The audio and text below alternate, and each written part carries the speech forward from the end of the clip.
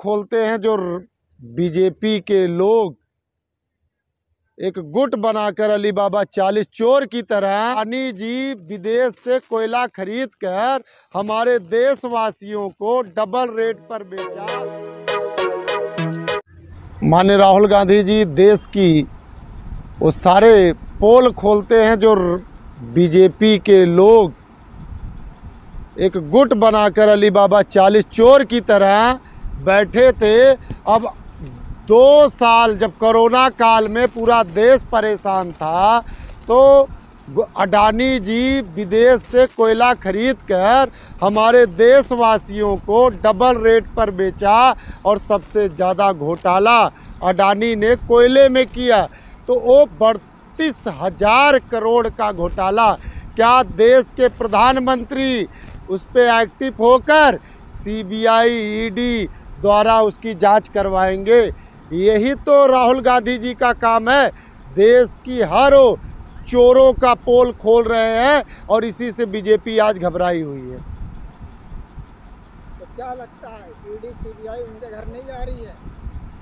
ED और CBI प्रधानमंत्री मोदी जी के ही करिंदे हैं। मैंने पहले भी स्पष्ट किया है आप सबके चैनल के माध्यम से कि जिस तरह रावण ने सभी देवताओं को बंधक बनाया था, हमारे देश के प्रधान सेवक प्रधानमंत्री मोदी ईडी सीबीआई सभी राष्ट्रीय खुफिया को इन्होंने बंधक बना के रखा है और इन्हीं के आदेशों पर, इन्हीं के रिमोट कंट्रोल पे चलने का काम करते हैं।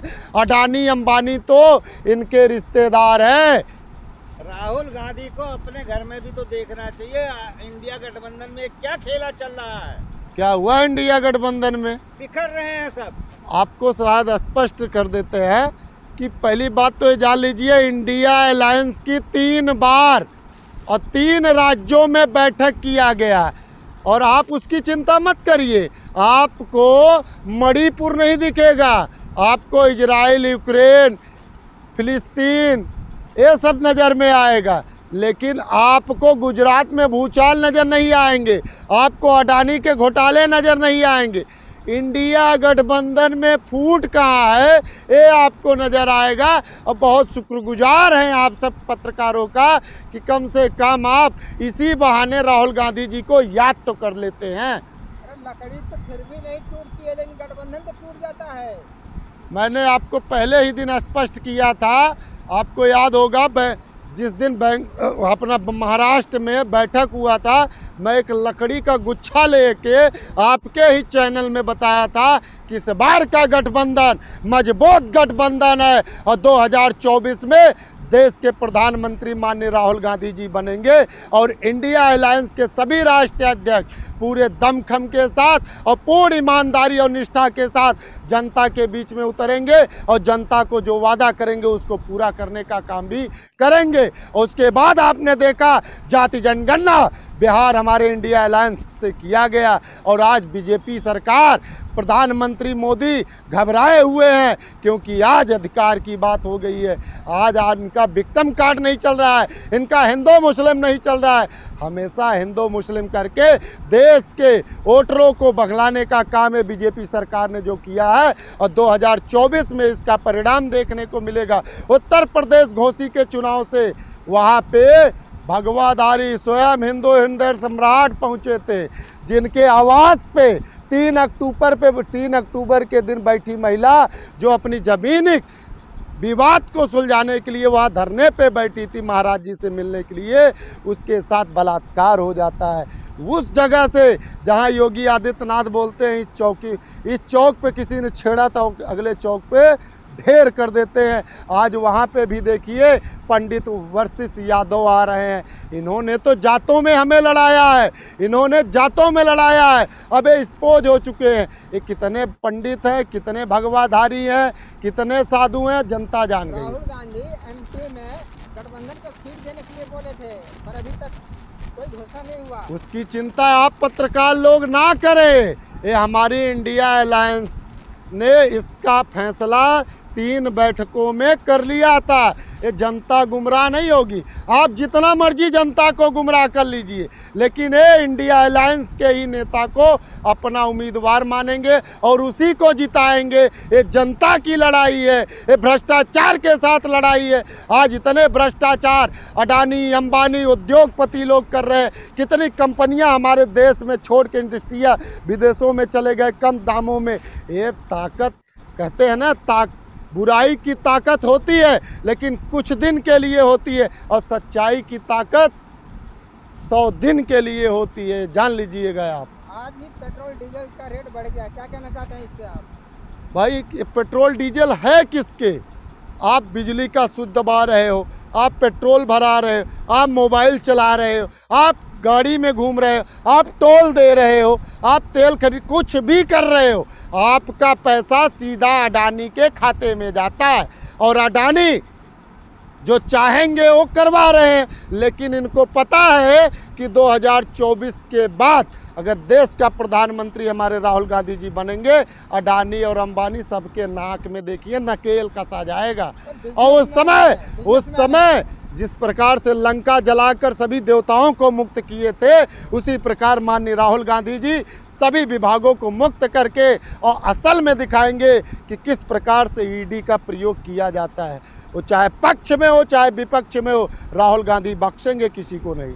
ये मुंगेरी लाल के सपने देखना बंद करो। 2024 में राहुल गांधी प्रधानमंत्री नहीं बनेंगे।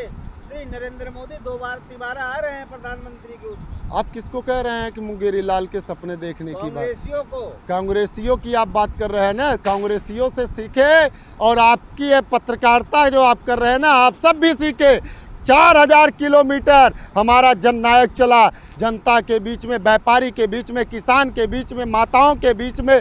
और जब मणिपुर में वहाँ पे नरसंहार अत्याचार हुआ, वहाँ पे भी जाके खड़े हो गए। उनको अपनी शरीर का, अपनी जान का डर नहीं है, उनको देश का है, देश की भविष्य है माननीय राहुल गांधी जी। ये आप पहले जान लीजिए। और मुंगेरी लाल के सपने प्रधानमंत्री मोदी लाल किला पर से देखे।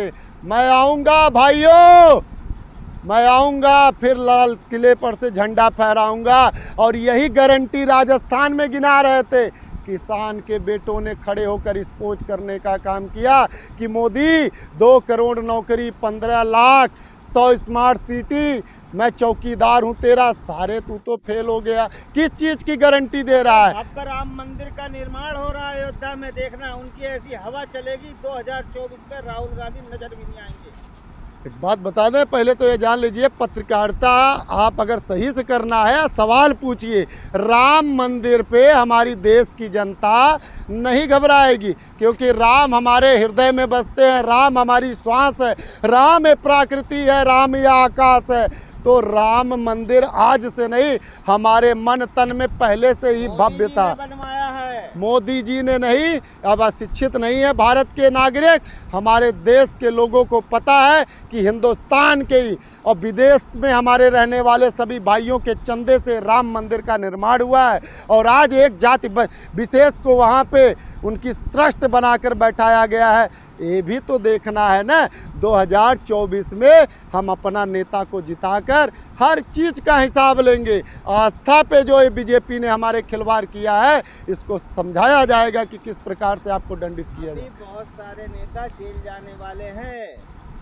जेल की चिंता हमें नहीं है, जेल की चिंता हमें नहीं है। जेलें बनी हैं तो जाएंगे, और जेलों की दरवाजे जिस प्रकार से अंदर जाते समय खुलती है ना, उसी प्रकार बाहर आते वक्त भी खुलेगी। क्योंकि देश हमारे साथ है, देश माननीय राहुल गांधी जी के साथ है, देश राहुल गांधी पे विश्वास करता है।